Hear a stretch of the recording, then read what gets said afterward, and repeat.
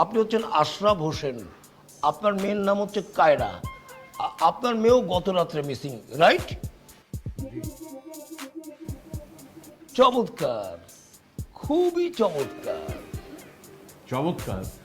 চমৎকার মানে? ও, আপনি নিশ্চয়ই এতক্ষণ এই ডলিস আমাদের কথাগুলো শুনছিলেন, তাই তো? হ্যাঁ, এখানে বসেছিলাম, না শুনে তো কোনো উপায় নেই। আপনার কিন্তু বিষয়টা একই রকম। আপনি কি আপনার মেয়েকে সবসময় ঘরের মধ্যে আটকে রাখতেন? হ্যাঁ, আটকে রাখতাম। বাহ বাহ বাহ, চমৎকার, খুবই চমৎকার।